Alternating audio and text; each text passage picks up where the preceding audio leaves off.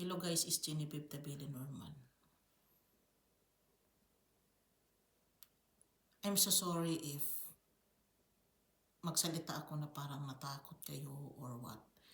Gusto ko lang naman talaga i-share sa inyo yung lahat-lahat ng kung ano ako bilang pagkakilala ninyo sa akin.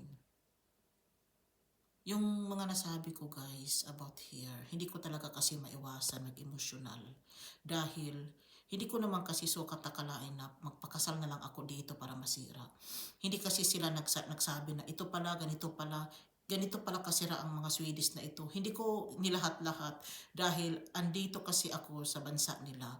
Wala naman akong kinalaman dyan sa mga, wala naman kasi akong kinalaman about who they are at all. Kasi nakapokus lang naman kasi tayo, kasi nagpakasal tayo, ganito.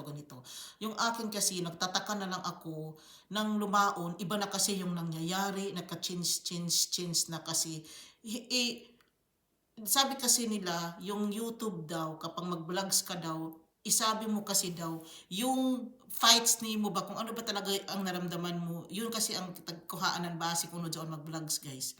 Yung magsalita ka ba ng totoo, ganito. Hindi naman talaga ako sinungaling guys. I'm just telling to you who am I at all sa ako mga nasulti. Marami talaga kasi akong gustong isabi sa inyo about who I am. Parang natakot na rin kayo to me.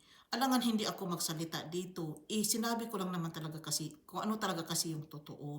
Hindi naman ako takot sa kanilang lahat. Hindi nga makita they are hiding forever. Paano na ako? Gusto ko pang mabuhay sa mundo.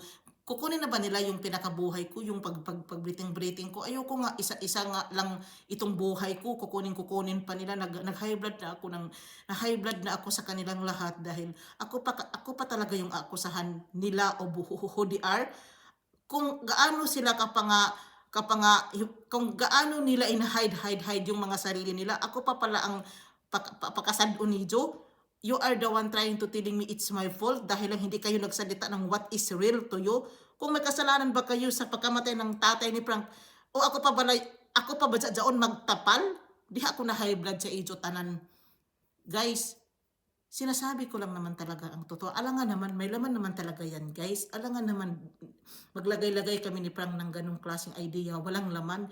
Sino ba kasing lalagyan namin ng maraming gifts until walang laman? Hindi kami mga sirang ulo, no? We are not stupid here. Maglagay-lagay pala tayo ng mga ganito. Tapos, walang laman. May laman yan guys. Huwag kayong mag-alala. Advance Merry Christmas. Malapit na talaga tayo sa Christmas guys. Merry Christmas sa inyong lahat and have prosperous New Year talaga guys. God bless us all guys. Bye-bye. Bye.